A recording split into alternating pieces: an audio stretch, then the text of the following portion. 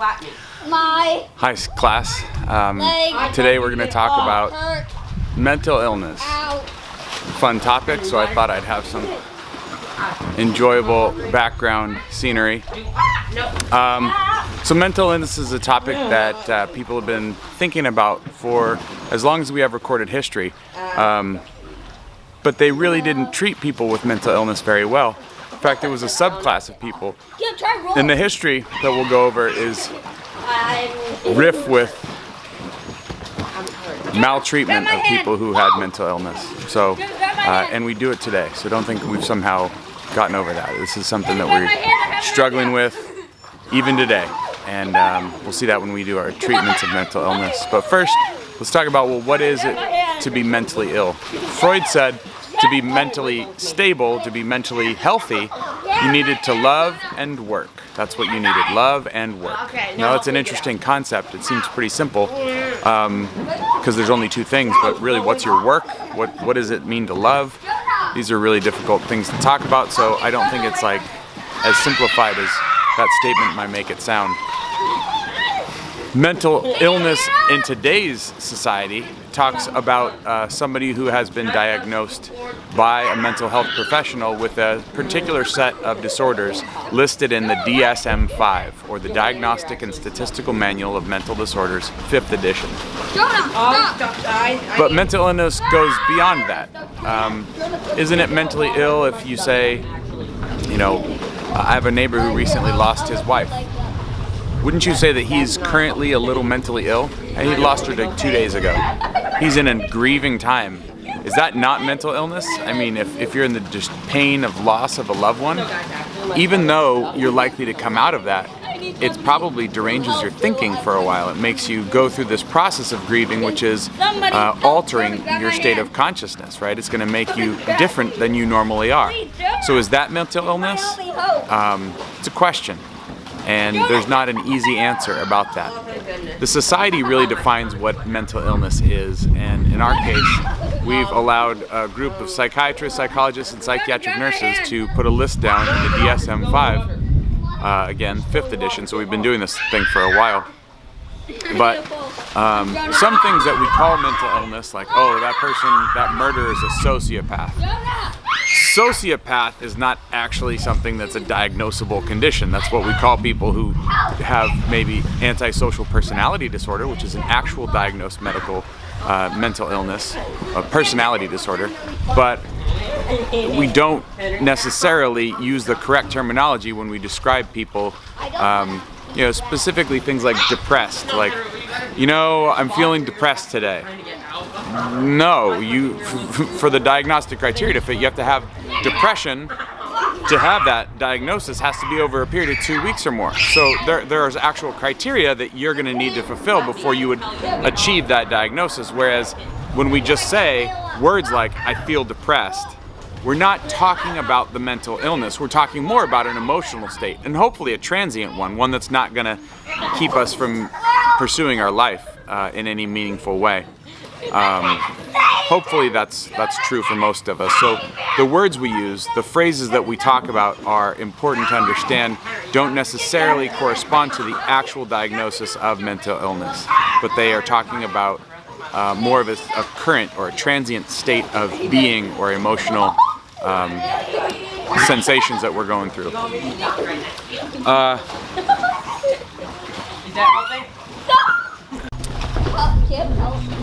Mental illness is a category that people have been writing about for a long period of time. In fact, we used to have different ways that we treated folks who were mentally ill, and those are no longer appropriate. And in fact, some of the ways we currently treat mentally ill people are not appropriate.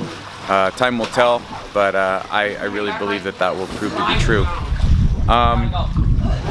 We're not as bad as we used to be. They used to put people who were mentally ill in insane asylums. They would put people who had epilepsy in the same insane asylums, even though they didn't know that they had a neurological disorder. But some of the behaviors that people who had epileptic seizures produced made people think that they belonged in the mental illness category. I mean, you could have the measles and a broken leg at the same time, so you could be mentally ill and have epilepsy. But mental illness is not pathognomonic of a seizure disorder like that.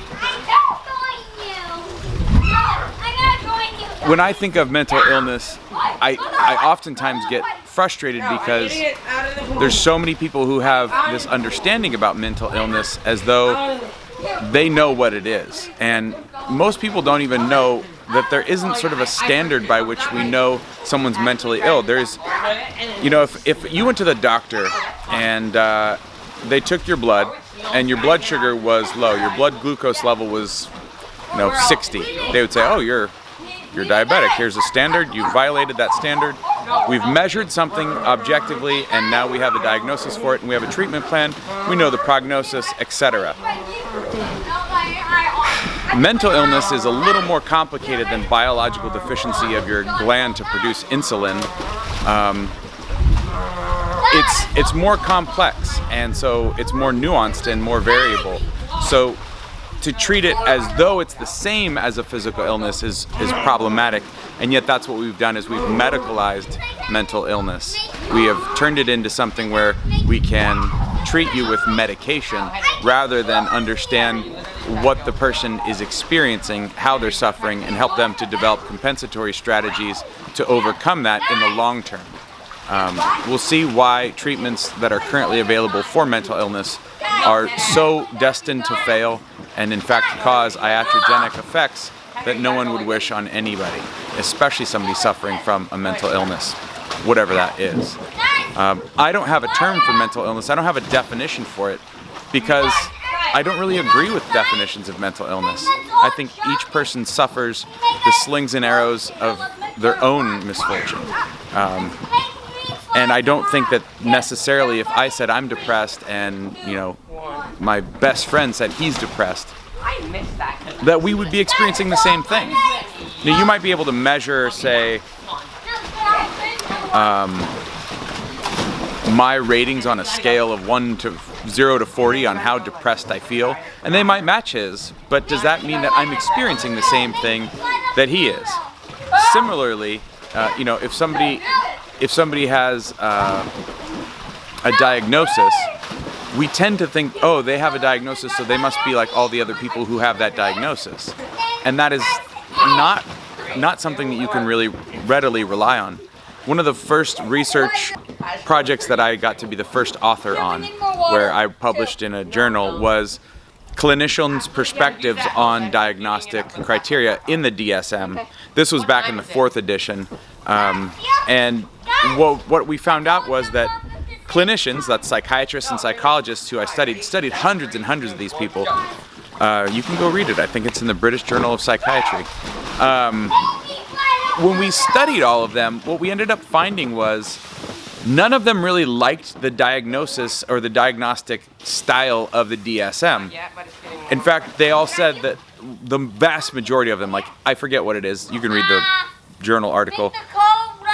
It was something like 80% of them said, the only reason I give a diagnosis like the DSM at the time said to do so is so I can get paid from a third-party payer, insurance. Whereas they said that clinically it's not really useful that much to them to give a diagnosis for their actual treatment plans for that particular patient. Now, there were some that did say, look, the diagnosis helps me to confer with other mental health professionals, medical professionals about this patient. So there is some sense that having a common language to describe a similar set of a syndrome or an illness that somebody's experiencing is helpful to be able for continuity of care. It's not really that important. I do have another friend who told me that it often is helpful. He's a psychiatrist, and he said it's often helpful to the patient to have a word to describe what they're experiencing because they're so frustrated. They've been suffering from this mental illness, and to have a word to describe it names it and gives it something that they can be opposed to and they can work to alleviate from their life. So that's cool. I guess that's a real good reason why diagnoses of mental illnesses are possibly an important thing to have. I have my cousin, she's a cancer survivor, and she had a tumor, and she named her tumor.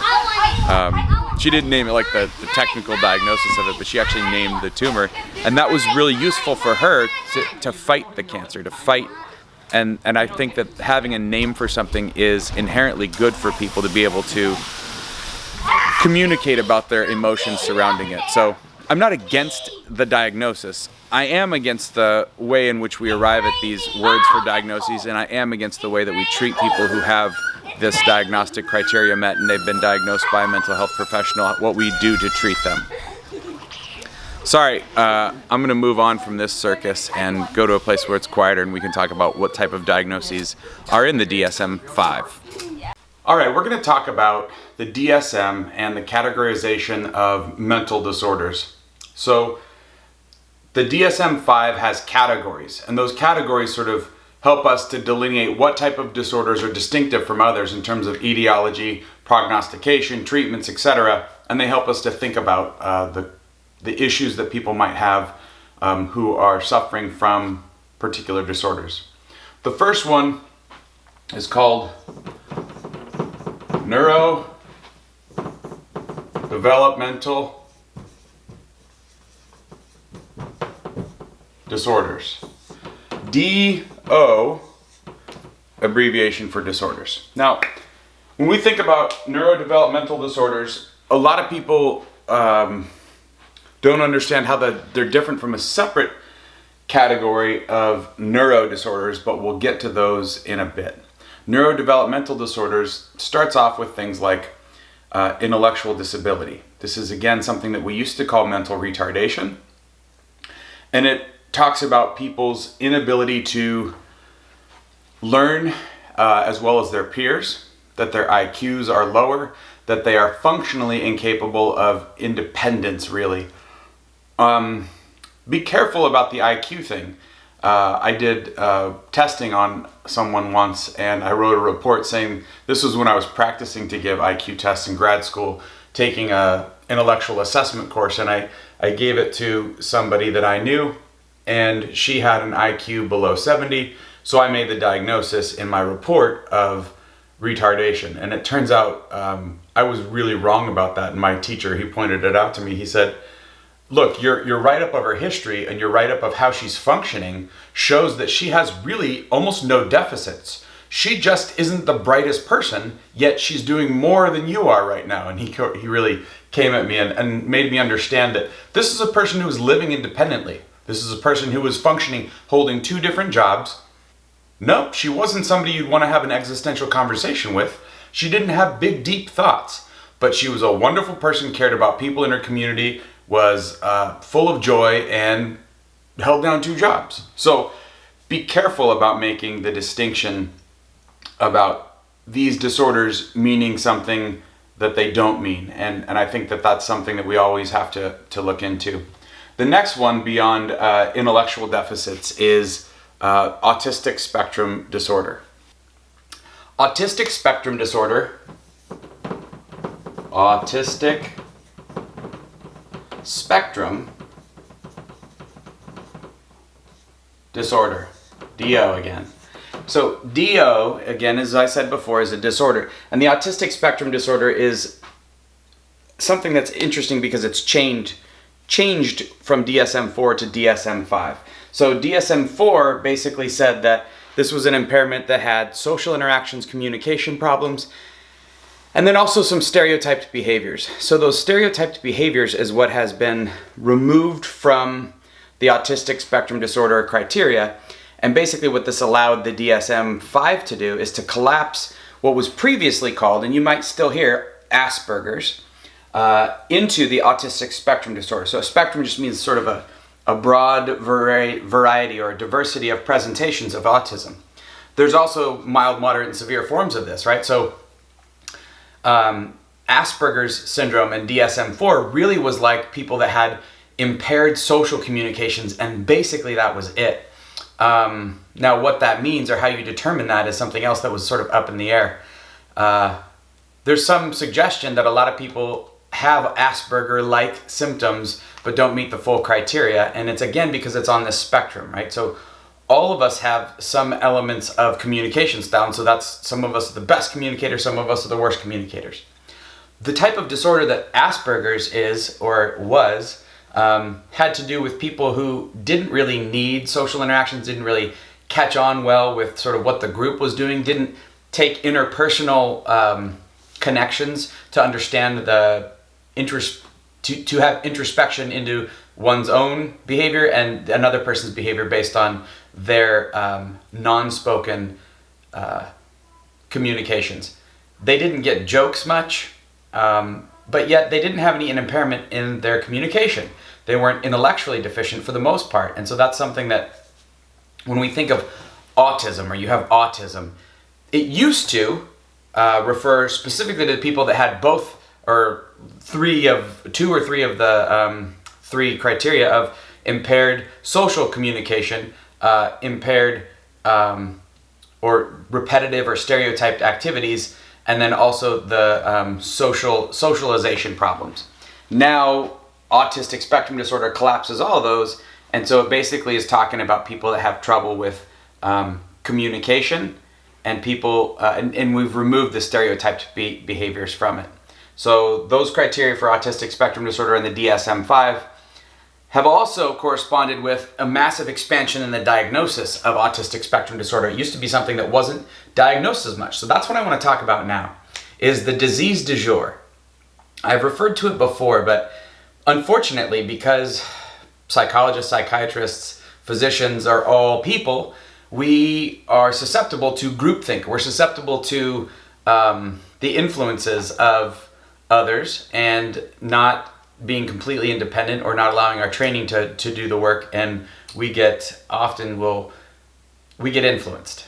And when new things come up, when there's some new popular thing that comes up, that tends to get diagnosed more, and autism is the one that really sort of exploded recently.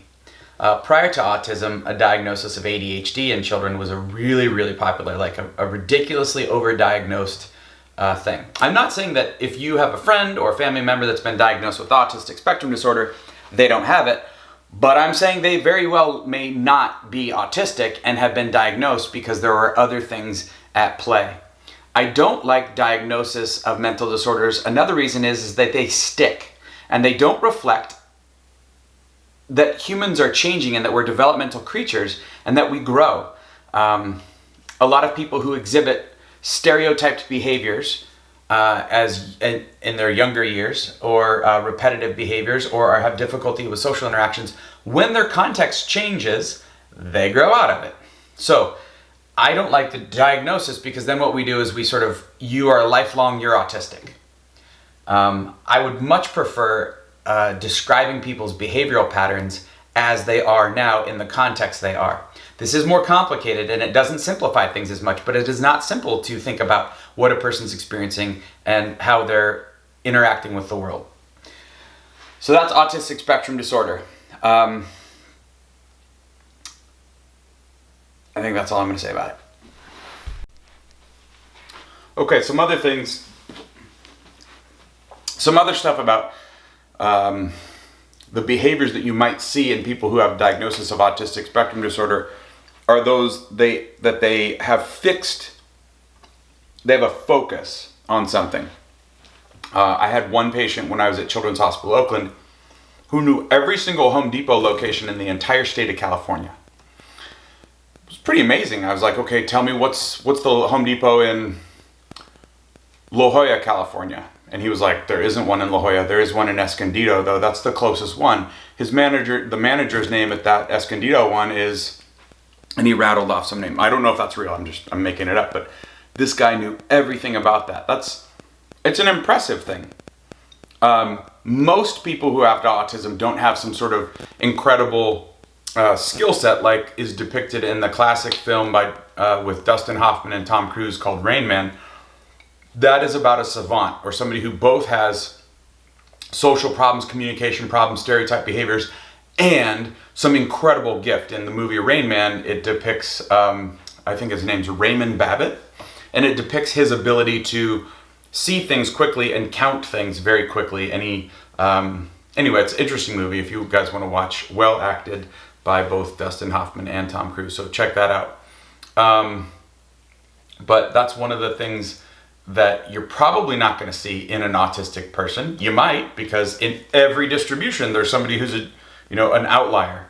And so in autistic spectrum disorders, sometimes we see people that are just absolute savants at something. They're just geniuses in one particular thing. I remember watching a news article or a news program about someone who had autistic-like behaviors. It was clearly impaired in functioning, intellectually as well, but could hear any piece of music and then sit down at the piano and just play it right away. It was really intensely interesting to think about a person like that, because when we think about autism, we think as they're really impaired. They are, in a sense of our functioning, but they might have other things available to them that are unavailable to us. So don't try not to be so judgy, huh? Yeah, I think that's it for autism. Okay, our next DSM-5 category is schizophrenia and other psychotic disorders. Schizophrenia is an interesting one.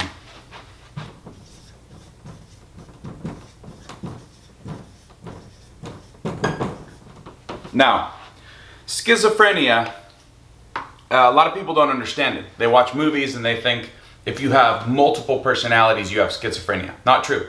Problem is that we misuse the word schizophrenia from a colloquial standpoint. We use it in everyday conversation, say, oh, he's acting schizophrenic again, to really describe somebody who is hampered by stress or not goal-oriented or directed. It does harken back to some of the elements of people who actually suffer from schizophrenia, but the misuse of that term schizophrenia definitely leads itself towards a misunderstanding.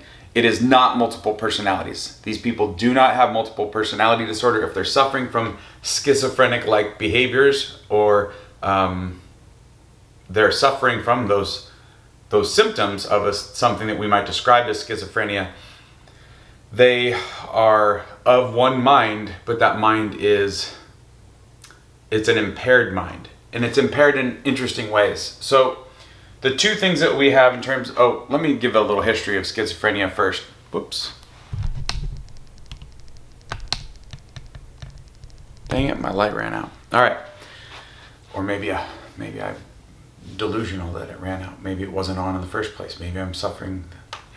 I'm not suffering from that. But let's talk about the history of schizophrenia. Now, obviously, people have been hanging out with people for as long as humans have been around, and they've noticed things that there's a certain percentage, a small percentage of people who act in ways that are strange, that don't comport to the regular social niceties, and clearly indicate that a person is not experiencing the world the way that you and I are experiencing it. In traditional cultures, there's some evidence that people who have experienced things like schizophrenia have not been shunned the way that we have in the Occidental West, right?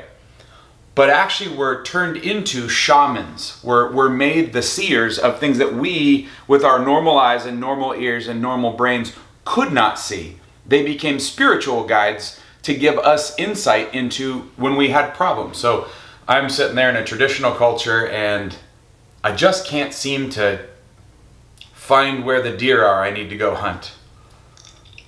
Maybe I go to the shaman, the schizophrenic in my culture, the 1% of people, basically, less than like 0.7%, I think is what is prevalent in our culture. But I go to that one person in my tribe, right? That crazy guy or gal. Schizophrenia happens more often in men. But I go to that crazy person.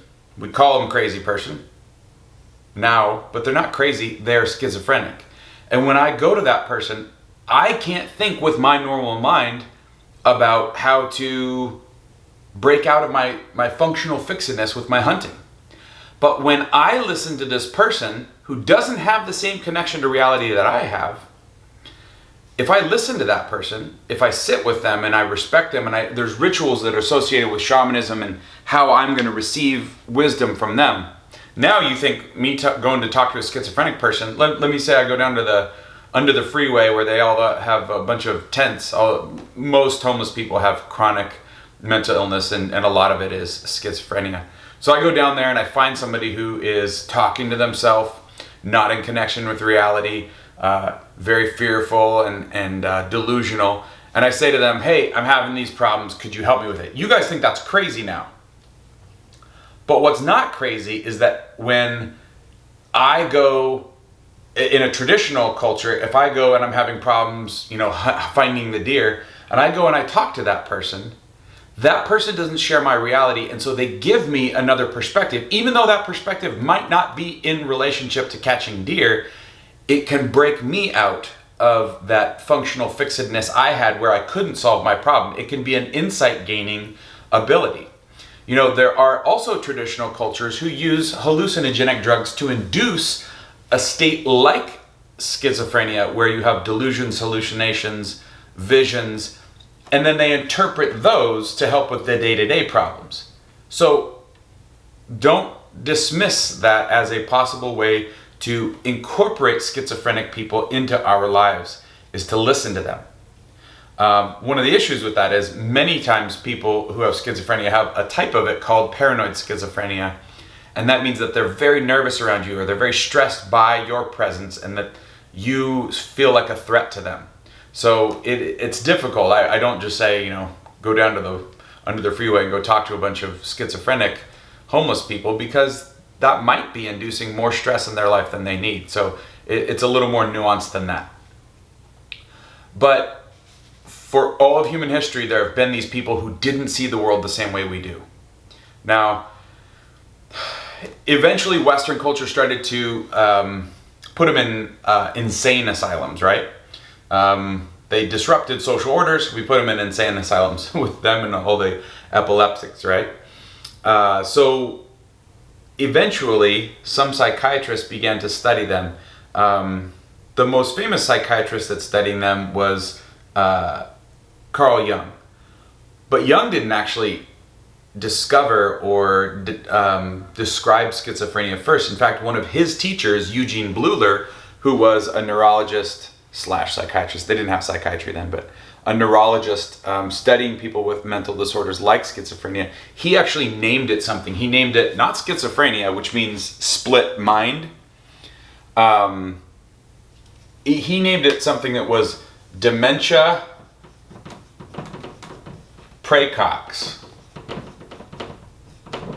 So dementia praecox actually refers to dementia of the youth. What he was seeing is that all these 16, 17, 18, 19-year-old people who society was they were going through society just fine, right around that late teen stage, they started to develop some really interesting and strange and disheartening behaviors, because it was making them incapable of pursuing their normal lives. And he talked about them having hallucinations, both auditory and visual, and their paranoia, or their lack of ability to take rational information and then to allow that to change their perspective on something, usually a persecutory ideology, like that they think that the government's out to get them. I like to laugh that before Edward Snowden, we thought the schizophrenics were wrong, and now we know that the government is listening to us. But enough jokes on schizophrenics' parts. The problem with schizophrenia is that people are scared of them, they are scared of other people, and it makes it difficult to help them in therapy. People are scared of them because if you see somebody who doesn't share your reality, it's a natural reaction to be put off by that. If you can overcome that, these are people who are suffering and do need just common human decency. So if you do know somebody with schizophrenia, be nice to them. Also, if you recognize that they're stressed out by you, give them some distance. A lot of people are terrified of schizophrenics, but statistically, they're unlikely to hurt you. So you should be more worried about a non-schizophrenic on the street hurting you than somebody who has schizophrenia. Remember, most of them are terrified of you. So just recognize that. Now, the types of symptoms people with schizophrenia have are either positive or negative. That doesn't mean good or bad. All symptoms of schizophrenia are bad because it's hurting these people from their functioning, unless you take that first perspective I said about shamanism.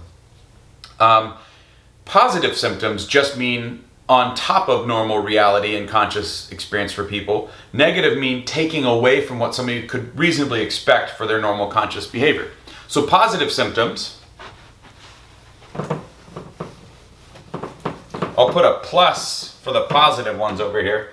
The positive symptoms, not good, but are adding to what a normal person experiences, are the hallucinations and delusions. You could have persecutory delusions. You think that the FBI is seeking you out. That it becomes a delusion when you go to the FBI field office in downtown and you go, I want to know why you're following me. And they get an FBI agent, and the FBI agent looks you up and goes, we're not following you. If you persist in believing something despite evidence to the fact that you are not being followed by some FBI agent, if that persists, then we call it delusion. Hallucination is, again, positive because it's on top of normal reality. It's you experiencing sensory perception of things that are not present or that other people don't see. So hallucinations, a lot of people think that they're these visual hallucinations. There's a movie called A Beautiful Mind about the brilliant mathematician / economist John Nash, who suffered schizophrenia and was a very productive scholar. It's a good movie. It's with Russell Crowe, so you like movies, go watch it. Its depiction of hallucinations is a little bit Hollywood for me, but again, it makes a better movie. It's not a good movie when you realize that people are having hallucinations, but they're not well formed like these full-on people walking around in their life that don't exist. I'm sure that that's happened before, but that's not common. Oftentimes, they hear voices. So they're hearing voices that are not coming from a person in their presence. And that is very disconcerting to most people. It's called ego dystonic, so it's hurting them. The negative symptoms, though, those are things like psychomotor retardation. See, we still get to say retardation. Psychomotor retardation. What that means is that they're not moving in the same way, that it's somewhat hampered, right? That their movements are a little odd, that they're slowed. You're not going to play catch with them. They're not going to be really good athlete. Also, poverty of thought.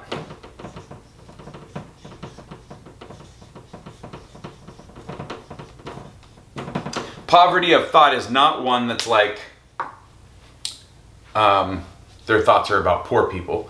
Poverty of thought means that, generally speaking, when we're conscious, we have sort of a running dialogue, sort of thinking about what we're doing. Right now I'm thinking about teaching, thinking about schizophrenia, but also I see my kids outside playing and I'm like, I'm thinking, even if I stopped, there's still some thoughts happening. They don't have that. In fact, it's reduced such that they become cognitively impaired, and they do really horribly in school because they can't maintain their thoughts, right? They get distracted by these positive symptoms, and even when they're not being distracted by these, the poverty of thought really keeps them from having an active intellectual life. The treatments for schizophrenia have been interesting. We've done things like psychosurgeries where they cut out parts of the brain. We've done things like electroshock therapy. Currently, the most common thing to treat schizophrenics with is antipsychotic medications. It used to be in the 50s and 60s when they developed these drugs. Most schizophrenics who were institutionalized by the state, they were in state hospitals, they stayed there. Deinstitutionalization happened after the advent of, I think it was haloperidol or thorazine, one of those two, were what are called typical antipsychotics. And they basically really helped with these. So if you can give them a pill and they stop having hallucinations, well then maybe they don't have to be in an institution where the government's taking care of them all the time. So that's, when you get rid of those, that seems like, oh, that's a great idea. But what you don't realize is, if somebody's sitting there with slowness and slowness of mind and body, it's going to be a difficult life for them. And it's not like they're going to go out and be able to be a productive member of society without some support. And unfortunately, we got rid of these state hospitals, which were very expensive, but again, were for a very small percentage of our population. And we gave them a bunch of drugs that not only got rid of the positive symptoms, and it doesn't work for all schizophrenics, but drugs come with consequences, and we'll talk about those when we do treatment of psychological disorders next. All right.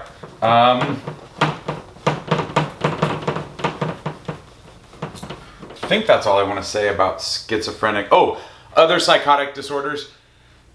This is the most common one, but there are people who have other psychotic disorders, and go read your DSM-5 if you're super into understanding the incredibly rare instances of people that have only hallucinations and no delusions and no negative symptoms. So they don't meet diagnostic criteria for schizophrenia, but they do have hallucinations, you know. That's really rare. That does occur, and so we have diagnostic criteria for it, but from a functional standpoint, a psychiatrist is probably going to treat it the same. Again, we'll talk about treatments later.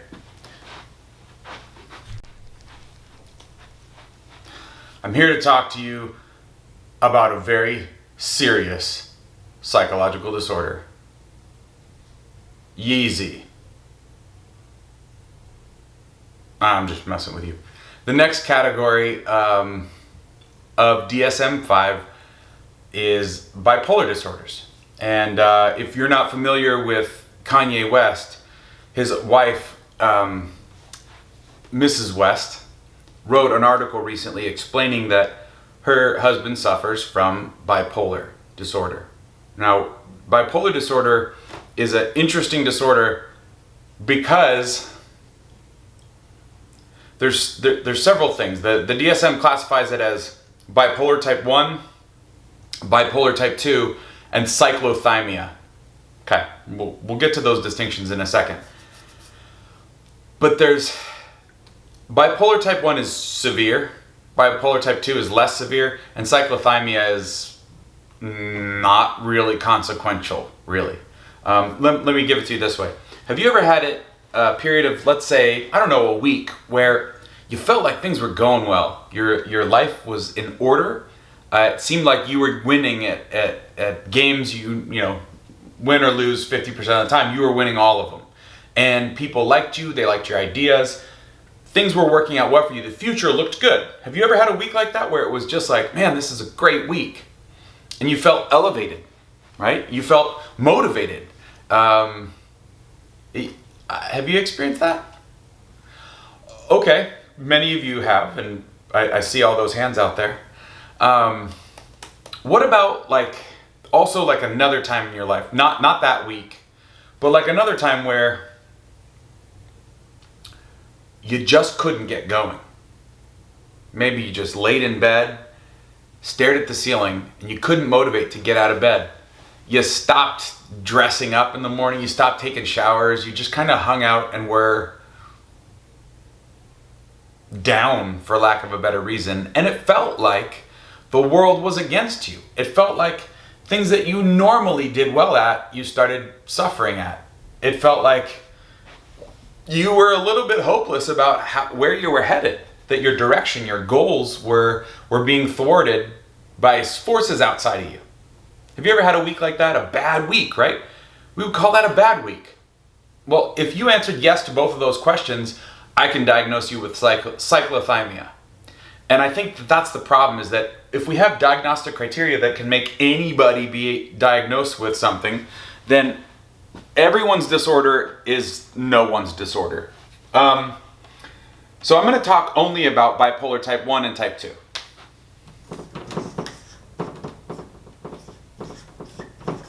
Bipolar type 1. This is characterized by basically having manic episodes. So manic episodes are when you have excessive grandiosity in your thought, where you talk excessively, where you have so much energy, where you don't sleep as much, where you also you make really poor choices in a manic state. You think you have the Midas touch. Everything you do is going to turn to gold. Your investments are all going to come to fruition and you're going to make tons and tons of money, right? In a manic state, people even have psychotic delusions about their grandiosity or how good they are. And so what ends up happening is a lot of people that are bipolar type 1 and experience a mania, this is a full-blown manic episode, they oftentimes have run-ins with the law, or they make horrible financial decisions. They can be targets for criminal people that are trying to swindle you out of money by bad investments. So it's a difficult thing. They are seemingly distracted by anything, almost like somebody who would have an attention deficit disorder couldn't concentrate. Somebody in a manic episode is going to be nowhere, it won't be able to follow a train of thought of rationality. Oftentimes, this is when someone who has bipolar disorder ends up hospitalized.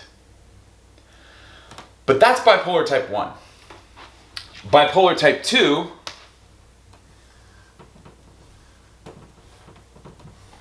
is characterized by hypomanic episodes.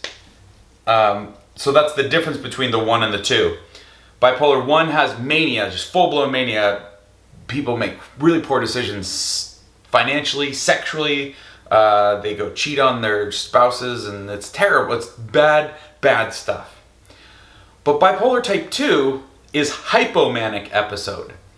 This is where bipolar gets interesting. There's some evidence that people in a hypomanic state, especially people who understand this disorder that they have, become incredibly productive at work.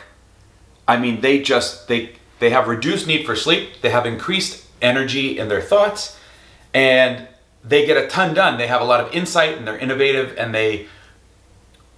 they're actually fun to be around when they're in a hypomanic state. Again, they're not selling the house and going and betting it on black at roulette table up in Reno. They're making interesting, somewhat risky, but not out of control risky. They're not getting in trouble with the law. They're really fun to be around. The problem is that hypomania only lasts for a certain period of time. You might think like, oh man, that sounds great. I'd like to have a hypomanic episode. I'm feeling normal today. It'd be good if I was elevated and up and had more energy and had more thoughts and was motivated and just was ready to start projects. A lot of us have problems starting projects. Not if you're hypomanic. You go and you start it. But the problem with bipolar type 2, it sounds way better than type 1, which it is. But that both of them are called bipolar because there's another side to it, not just the mania, hypomania side. There's the depression. So depression, as you guys know, we actually call that unipolar depression in the DSM. Bipolar says that you have this mania and this hypomania, but you also have the depression. Depression is a crippling disorder, and I'll talk about it when we get to that in depressive disorders, but this is combining these mania and hypomanias with depression.